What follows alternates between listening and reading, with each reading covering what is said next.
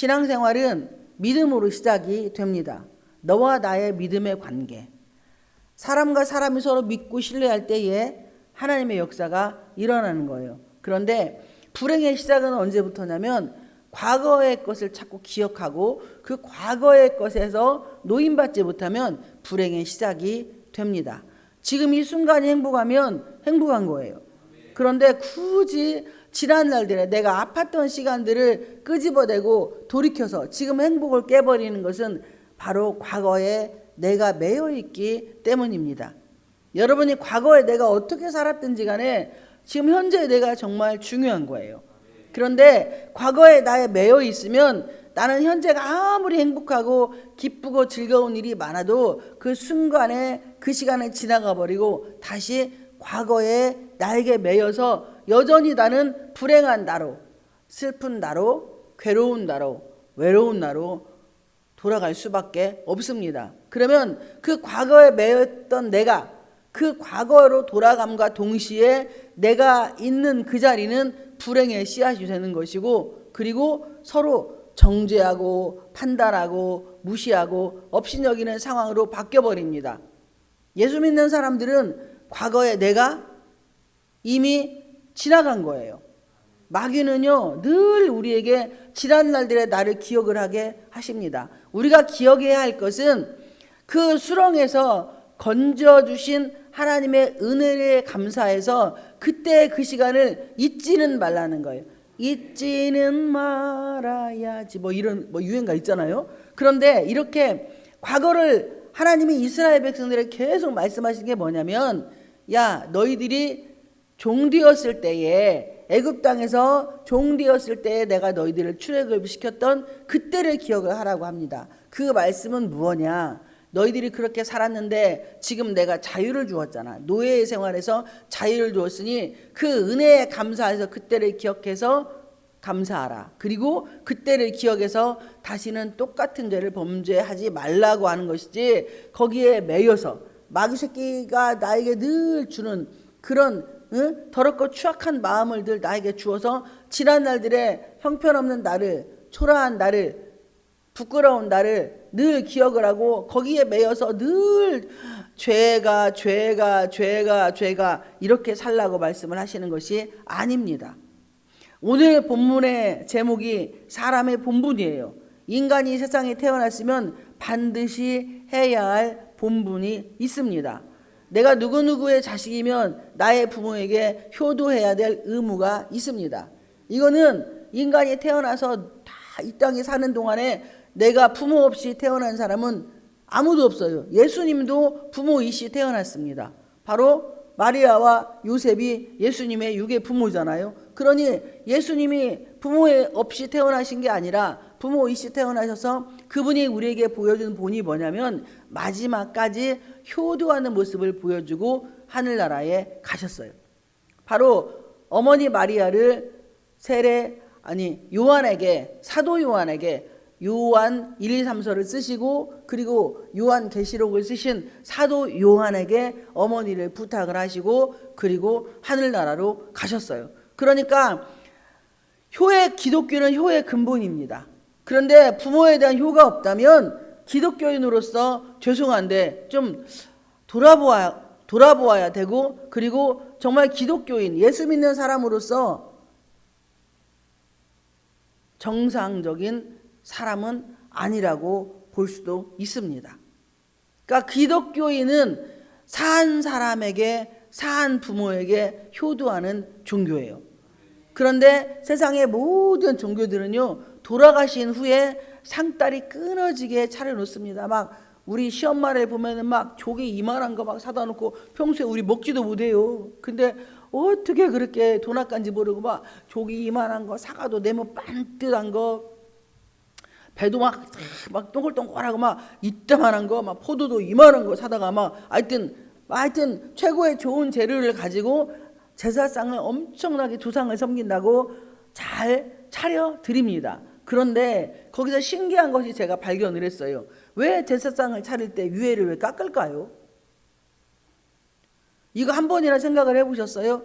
아니 다 자식들이 위에를 싹 한 바퀴 돌려가지고 그러니까 밑에 4개를 놓더라고요. 이렇게 그 목받침 그거에다가 4개를 밑에 3개 깔고 위에 하나를 맨 위에 것을 싹 깎아서 놔요. 그거 왜 그럴까요? 여러분 그런 거 뭐 제사 안 드린 분은 모르지만 저는 우리 시엄마 때문에 제사를 드려봤으니까 저게 늘 궁금했어요. 왜 그렇게 할까?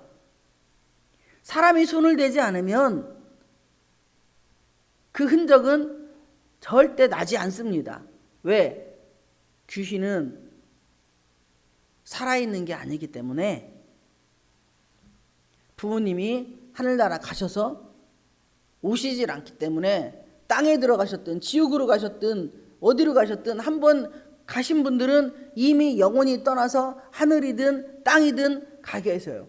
그러면 흙으로 되어 있는 육체는 절대로 뭘 드시러 오실 수가 없다는 것을 그렇게 표시를 내는 거예요. 그러니까 우리가 문외하는 게 뭐냐면 사람의 손으로 다 깎아놓고 제가 우리 그 시댁에 제사 드리는 걸 보니까 작은 아빠들이 오셔가지고 이렇게 젓가락 2개로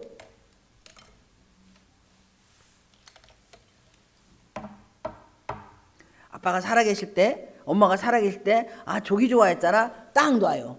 그리고 한번 또 이제 막 이게 술을 음복이라고 하더라고요. 술을 따라가지고 자기네끼리 나눠서 막 마셔. 마시고 난 다음에 그 다음에 뭐 하냐? 또 젓가락 이거 2개 가지고 이렇게 똑똑똑 두드리고 그 다음에 엄마가 살아생전 고사리 좋아했는데 고사리 놔야지 이렇게 하는 거예요. 그러면 이게 누가 하는 거예요? 자식들이 하는 거예요. 내 부모님이 오셔서 드시는 게 아니라 자식들이 그렇게 해놓고 부모님이 혼이 오셔갖고 잡수신다고 이렇게 이야기를 하신단 말이죠. 결국에 뭐예요? 조기 이만한 거 차려놓고 막 상다리 끊어지게 다 해놓고 난 다음에 하는 일이 뭐냐면 자식들이 먹기 위해서 그걸 차리는 거예요. 자식들이 먹기 위해서 차리는데 말로는 부모를 공경한다고 말씀을 합니다. 그래서 예수님만 살아계신 분이고 그래서 제사를 드리지 말라고 하는 거예요. 쓸데없이 명절 때 돈을 엄청 들이잖아요. 그 제사 지낸다고 또 돈을 엄청 들이잖아요. 그러니까 제사를 드리지 말라고 하는 거예요. 왜? 살아계신 하나님께 드려지라고 살아계신 하나님께 예배를 드리라고. 그런데 실질적으로 명절에 예배 드리는 성경에는 그런 말씀이 없어요. 그냥 가족 식구들 전도하기 위해서 예배를 드리는 것이지 예배가 굳이 추도 예배도 성경에는 없고요. 그리고 명절 때 예배 드리는 관습도 없어요. 그냥 자기네 가족이 믿는 부모 형제들이 안 믿는 누군가를 위해서 그들을 전도하기 위해서 드려지는 예배예요. 그러니까 안 믿는 사람이 참여 안 한다고 뭐라고 할 필요가 없다 이겁니다. 그거는 내 의 때문에 내가 괜히 평소에 자기 잘 하지도 못하면서 안 믿는 사람들에게 막 자꾸 정죄하고 판단하는 이거는 마귀가 주는 것이니 그러면 그 상대가 그것 때문에 더 하나님께 안 와요.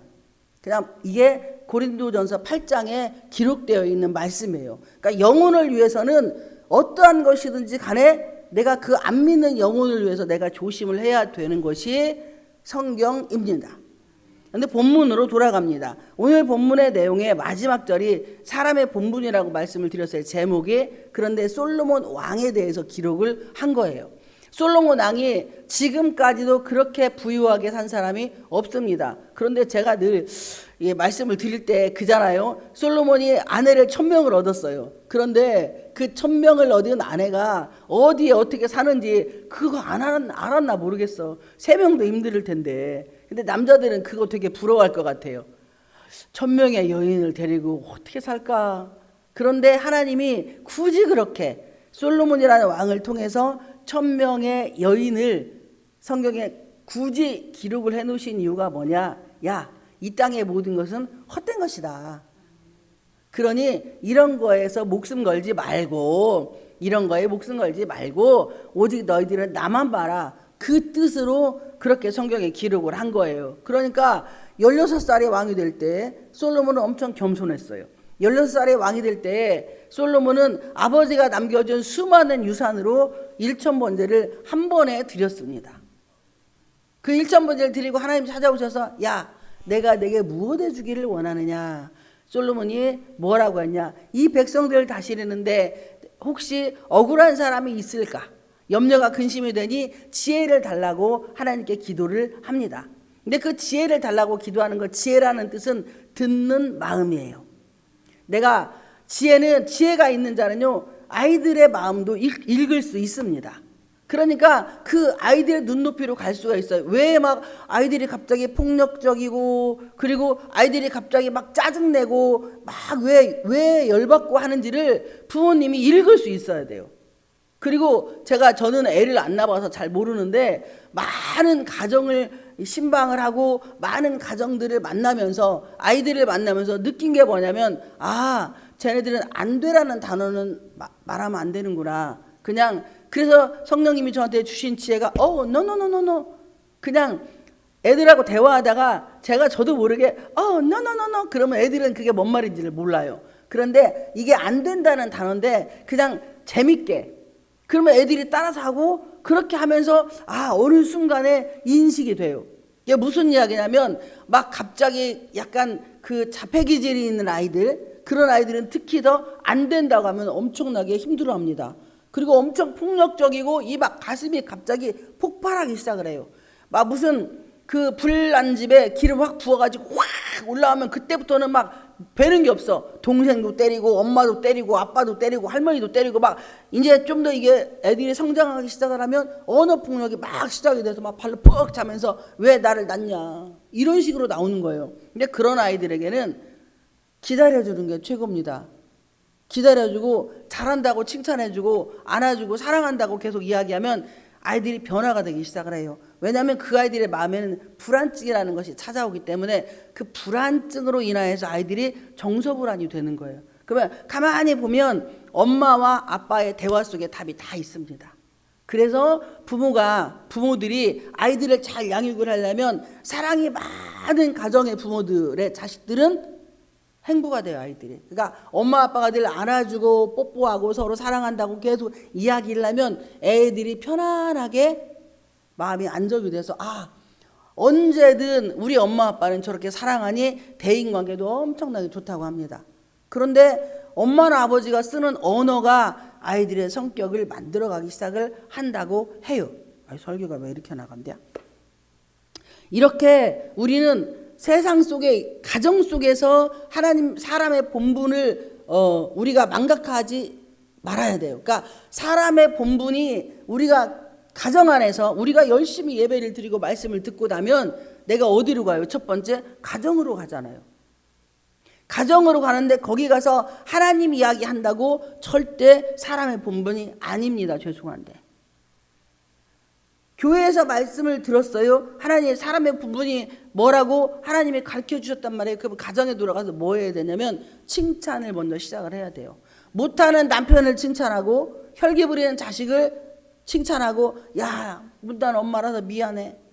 못난 아빠라서 미안해. 아빠가 좀 더 잘해줄 수 있는데 엄마가 좀 더 잘해줄 수 있는데 미안해. 엄마가 부족하네. 그럼 애들이 이상하네. 갑자기 우리 엄마가 돌변했나? 아빠가 왜 저러지? 제가 아이는 안 낳는데 신학교 4학년 때 3살 먹은 여자아이를 키운 적이 있어요. 제가 이제 돈을 벌고 싶어가지고 하나님께 매일 울었어요. 그랬더니 병원 원장님 딸을 3살 먹은 애를 저한테 붙여놨어요. 그래가지고 새벽 예배 끝나고 저한테 맡긴 거예요. 근데 제가 애를 봤어야지요. 저도 애기인데 걔도 애기지. 얘가 침대 위에 얘가 이제 지엄마가 떨어지기 싫어서 막 우는 거예요. 근데 걔가 침대에서 울고 저는 무릎 꿇고 밑에다 울고 걔 이름이 이제 어떤 아이인데 막 이제 일순이라고 해봐요. 그만 일순아 울지 마 나 여기 이 집에 자취방에 주인이 아가씨로 알고 있는데 갑자기 애 데리고 오면 여기서 쫓겨나 나 갈 데도 없어 이러고 오면 쟤도 같이 막 1시간을 둘이 같이 울다가 제가 불쌍했던가 봐요. 침대 위에서 이렇게 한번 쳐다보더니 이모 울지 마. 나 안 울을게 괜찮아. 이렇게 해가지고 둘이 이제 같은 생활이 시작이 됐습니다. 걔랑 철야도 밤에 가서 기도하는데 철야도 하게 되고 얘가 자폐증이 있어가지고 이렇게 좀 우울증이랑 그런 게 심해. 형제가 넷인데 엄마가 병원을 다니니까 병원 원장이시니까 병원에 가니까 권사님에게 아이를 맡겨가지고 애가 정서불안이 있는 거예요. 하루에 소변을 30번도 넘게 봅니다. 그런 아이를 저한테 맡기면 저도 무질인데 둘이 애끼리 해갖고 뭐하냐고. 저 음식도 못 만드는데. 근데 목사님이 구이김 사다 주면 둘 밤새 둘이 철야를 하는 거예요. 아침에 데려간다더니 안 데려가요. 그래서 걔랑 같이 밤에 교회 가서 기도하고 아침에 오면 졸리잖아요. 이러고 있으면 밥 줘. 그러면 눈 반 감고 있다가 김 막 둘 말아가지고 쟁반에 한 30개 다지면 다 먹고 또 달라는 거예요.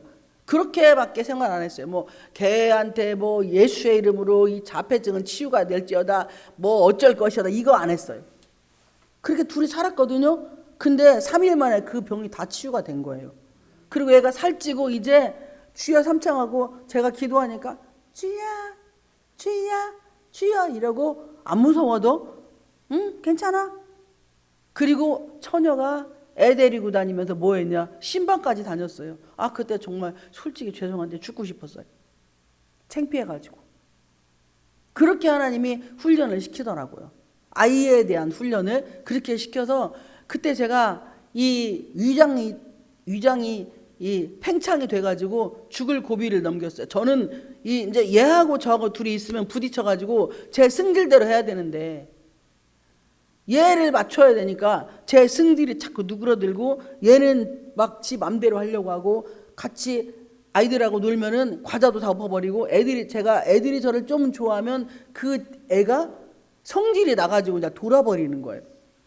이걸 어떻게 감당을 못하고 제가 제 승질에 못 이겨서 폭발을 해가지고 결국에는 몸이 아파서 그 아이를 도로 이제 이렇게 자기네 엄마한테 보낸 적이 있는데 지금 지나고 보면 그런 생활이 지금 애들 친구들을 만날 때 어린 친구들을 만날 때 그들의 마음을 헤아릴 수 있도록 하나님이 그 훈련도 시켜놓으셨어요.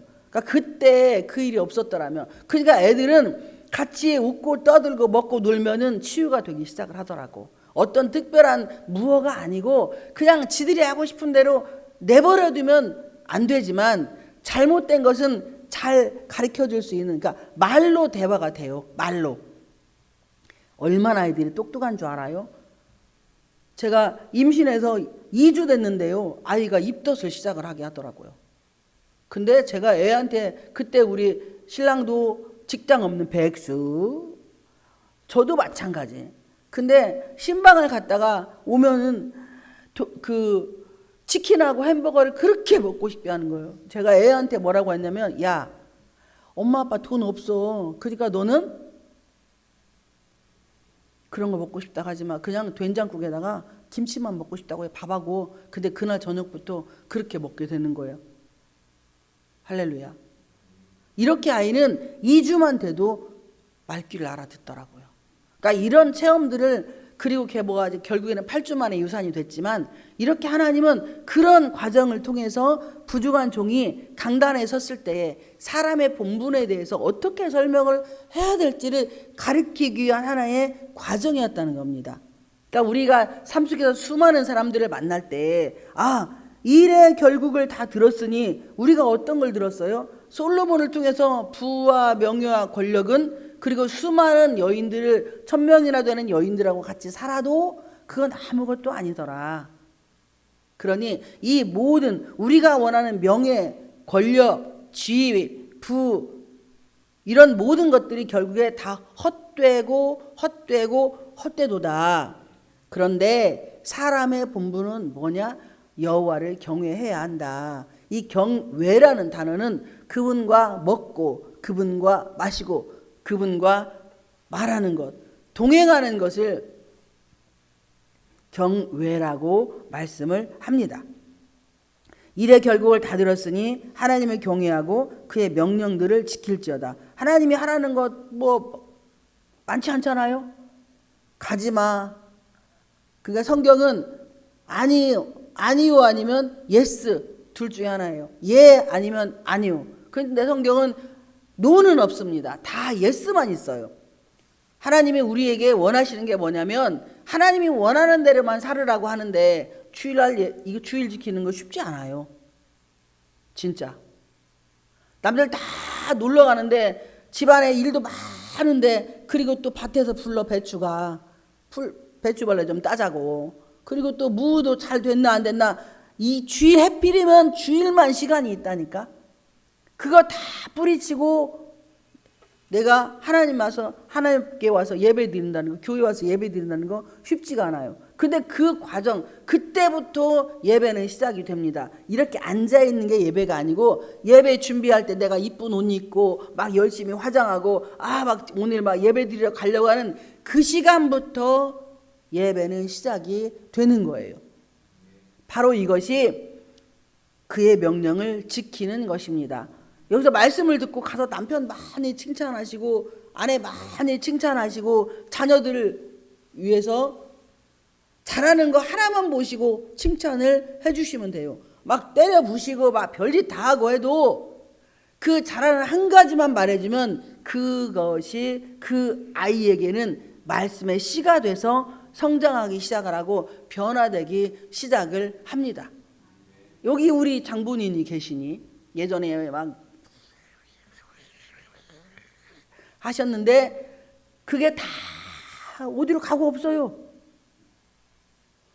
그렇게 폭력적이고 언어폭력, 이 육체폭력 그냥 막 하여튼 도저히 볼 수 없는 우리 어떤 집사님이 제가 맞았다고 하니까 안 믿더라고요. 근데 그날 그분도 맞았어요. 우리 신랑한테. 그래서 팔이 멍들었어요. 이렇게 하나님은 제가 거짓말을 들겠냐고? 근데 솔직히 보기에 제가 투드럽게 생겼고 우리 신랑 안 투드럽게 생겼어요. 사람들이 다 그래. 다 착하게 생겼다고. 맞아요. 제가 승질이 더 들어요. 제가 이렇게 말씀을 드리는데 근데 그때의 그 모습이 없는 이유는 하나님이 명령하셨을 때 야 우울증이나 자폐증, 대인기피증은 무조건 칭찬해라. 약이 없다. 세상에 약이 없다. 그냥 칭찬해라. 그랬더니 칭찬하고 나니까 믿음의 말대로 그렇게 됐더라고요. 그러듯이 우리가 가정에 돌아갔을 때 누구와 교제를 할 때에 여러분이 늘 상대를 칭찬하고 한 가지만 좋은 점을 발견하시기를 주님의 이름으로 축복을 드립니다. 14절에 사람은 모든 행위와 모든 은밀한 일을 하나님은 모든 행위와 모든 은밀한 일을 선악간에 심판하시리라. 모든 사람의 본분이 하나님을 경외하는 것이에요. 그리고 그의 명령을 지키는 것인데 제1계명에서 4계명은 하나님과 나와의 관계의 말씀이 10계명의 1계명이 4계명입니다. 그리고 5계명에서 10계명은 이웃 간의 관계를 말씀을 하는 거예요. 성경은 부모를 공경을 하라고 했습니다. 부모님이 첫 번째 계명이 그거예요. 사람과 사람 사이에 부모를 공경하지 않으면 나머지 것도 지킬 수가 없습니다. 우리가 죽을 때까지 절대 10계명은 지킬 수 없어요. 그렇지만 못난 부모도 나의 부모이고 돈 많은 부모도 나의 부모이고 나를 아프게 하고 힘들게 하고 나를 버렸지만 그래도 그분은 나의 부모이십니다. 왜? 그분 때문에 내가 세상에 존재할 수 있었기 때문에. 그래서 성경은 오직 부모를 공경을 하라고 말씀을 합니다. 그래서 기독교는 효의 종교입니다. 이게 사람의 본분이에요. 땅에서 해야 될 본분과 하늘의 아버지께 해야 될 본분. 그런데 하나님을 경외하다 보면 부모님에게 효도 안 할 수가 없어요. 왜? 내가 보이니까. 그리고 미래의 나의 모습이기도 하니까. 그러니 우리는 사람의 본분을 지키기 위해서 고린도전서 9장 27절 말씀처럼 내가 내 몸을 쳐서 복종하게 함은 남에게 복음을 전파한 후에 버림이 될까 두려워 함이니라. 아멘. 왜? 미래의 나의 모습. 제가 이제 많은 분들에게 그런 얘기를 합니다. 남편에게 사랑받고 싶으면 시부모님에게 잘하세요. 제가 그 얘기를 해요. 그게 자신을 위해서 하는 거니까. 제가 성도들에게 이렇게 사랑 많이 받는 이유는 우리 시부모님에게 효도를 하기 때문이거든요. 기도하면서 성령님 그리고 남편에게 사랑받는 이유도 시부모님에게 효도를 하기 때문이에요. 이렇게 그러면 자연히 남편은 우리 부모님에게 잘하게 되어 있어요. 이게 원리예요, 원리. 이게 바로 사람의 본분입니다. 말 한마디라도 따뜻하게, 그리고 뭐 물질, 뭐니 해도 돈이 최고니까 뭐니도 용돈 조금씩 들여가면서 따뜻한 말 한마디, 엄마가 내 엄마인 거, 우리 신랑의 엄마인 거, 우리 신랑 놔줘서 감사해요. 또 남편은 이런 딸을 저에게 주셔서 감사합니다. 키우시느라고 애쓰셨죠? 이렇게 서로 축복의 말을 하다 보면 그 안에 하나님이 일을 하십니다. 하나님은 모든 행위와 모든 은밀한 일을 선악간에 심판을 하십니다. 여러분, 하나님이 우리를 심판하신 이유는 모든 걸 다 심판을 하시는데, 앞으로 예수님이 재림하실 때 그때 과연 나는 들림받을 수 있을지, 아니면 지옥의 나락으로 떨어질지. 여러분이 지금 죽었을 때에, 내가 지금 오늘 죽었어. 죽으면 과연 나는 천국에 갈 수 있을까? 한번 생각을 해보셔야 돼요. 이거 깊이. 우리의 신앙가는 종말 신앙입니다. 그러니까 오늘 내가 죽을 때 과연 하나님께 갈 수 있을까? 이것이 모든 행위와 모든 은밀한 일을 선악간에 심판하시는 하나님 앞에 나를 온전히 드릴 수 있는, 그렇게 해도 죄는 짓지만 그래도 하나님 앞에 조금이라도 더 갈 수 있는 것을 여러분이 잊지 않기를 주님의 이름으로 축복을 드립니다. 한 주도 이렇게 사람의 본분을 이번 주에 배웠으니 내가 지금이라도 늦지 않고 사람의 본분을 행하고 살리면 있는 그 자리에서, 내가 직장에 있든 가정에 있든 아니면 다른 누군가를 만나든지 간에 나보다 연약한 자들을 더 사랑하면서 하나님 뜻대로 가다 보면, 기독교는, 성경 자체는 짜면 예수님의 보혈을 피하고 예수님하고 그리고 사랑이 세 가지밖에 없습니다. 그러니 사람의 본분을 행하는 건 결국에는 사랑이에요. 아가페의 사랑, 무조건적인 사랑. 근데 이 사랑은 절대 받을 수가 없어요. 내가 무조건 손해보는 것이 사랑입니다. 물질도 손해보고 시간도 손해보고, 그리고 오리를 가라면 십리를 같이 가주는, 오른뺨을 때리면 왼뺨도 돌려드릴 수 있는 그런 믿음의 신앙관이 바로 사람의 본분임을 잊지 마시고 한 주도 주님의 은혜 가운데 승리하시기를 주님의 이름으로 축복을 드립니다.